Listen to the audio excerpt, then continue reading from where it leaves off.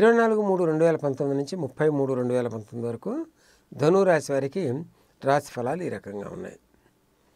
అమ్మయ్య అనుకునే సమయం వచ్చింది. ఎందుకంటే ఏలినాటి శని ప్రభావం, చాలా కాలం నుంచి ఏలినాటి శని యొక్క ప్రభావంతో బాధపడుతున్నటువంటి మూల, పూర్వాషాఢ, ఉత్తరాషాఢ నక్షత్రం వారికి ఒక రకంగా ఉపశాంతి కలిగించే సమయం. దేవగురువు అయినటువంటి బృహస్పతి ధనురాశిలోకి ప్రవేశిస్తున్నాడు 29వ తారీఖున. ఆ కారణం చేత ఏలినాటి శని ప్రభావం కొంత తగ్గే అవకాశం ఉంది. ఇంకా గోచార రీత్యా ఈ నవగ్రహాలు సంచరిస్తున్నటువంటి పరిస్థితి ఏంటంటే, సప్తమంలో రాహువు, 6వ కుజుడు, తృతీయంలో బుధ శుక్రులు, చతుర్థంలో రాహువు. ఈ రకమైన సంచారం జరుగుతోంది. ఒక రకంగా చూసినట్టయితే ధనురాశికి భగవంతుడు ప్రసాదించినటువంటి వరం. ఈ రకమైనటువంటి వరం చాలా అరుదుగా వస్తూ ఉంటుంది. ఇటువంటి సమయం అతిచారంతో దేవగురు బృహస్పతి యొక్క సంచారం ధనురాశిలో జరుగుతున్న సమయంలో ఏలినాటి శని ఉండటం, ఇవన్నీ కాకతాళీయం. ఇది భగవంతుడి కృపగా జరిగినటువంటి ఒక సమయ పరీక్ష. ఈ సమయ పరీక్షలో ధనురాశి వారు నెగ్గారు కాబట్టి ఈ జీవనికి సంబంధించినటువంటి ప్రక్రియని కొనసాగించాలంటే చిన్న చిన్న ఉపశాంతి ప్రక్రియల్ని తప్పనిసరిగా చేసుకోవాలి.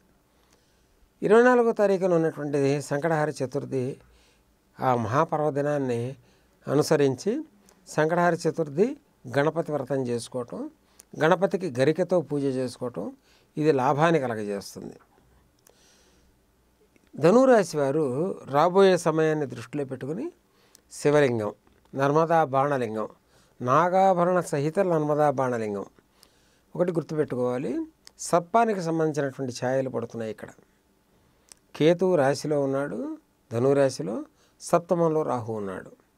ఆ కారణం చేత నాగాభరణంతో కూడినటువంటి నర్మదా బాణలింగాన్ని సేకరించి ప్రతినిత్యం జలంతో కనుక అభిషేకం కనుక చేయగలిగినట్టయితే ఈ వర్తమాన సమయంలో దేవగురు బృహస్పతి యొక్క కృపా కటాక్ష వీక్షణాలు లభించడమే కాకుండా రాబోయే సమయంలో మళ్ళీ దేవగురు బృహస్పతి వృశ్చిక రాశిలో ప్రవేశించినప్పుడు ఏలినాటి శనికి సంబంధించినటువంటి, అంటే 7.5 సంవత్సరాల శని ప్రభావానికి సంబంధించినటువంటి సమయం కూడా ముందుంది కాబట్టి దాని నుంచి కూడా సురక్షితమైనటువంటి స్వామివారి యొక్క ఆశీస్సులు పొందగలిగే అవకాశాలు ఉన్నాయి. శనేశ్వరుని యొక్క కృప పొందాలి అంటే తప్పనిసరిగా నర్మదా బాణలింగం యొక్క అభిషేకం తప్పనిసరి. అది ఈ ధనురాశి వారికి గురునాం సాంబశివ అన్న నానుడి ప్రకారంగా ధనురాశి వారికి తప్పనిసరిగా శివాభిషేకం అత్యంత ఉత్కృష్టమైనటువంటి స్థితిని అనుగ్రహించి తీరుతుంది. కాబట్టి ధనురాశి వారు బాగా అంది వచ్చిన సమయం కాబట్టి ఈ సమయాన్ని సద్వినియోగం చేసుకోగలిగినట్టయితే ఇంతకంటే భాగ్యవంతమైనటువంటి సమయం ధనురాశి వారికి దొరకటం అనేది దుర్లభం. ఈ వీడియో గనుక మీకు నచ్చినట్లయితే లైక్ చేయండి, షేర్ చేయండి. మరిన్ని వీడియోస్ కోసం మా ఛానల్ను సబ్స్క్రైబ్ చేయండి.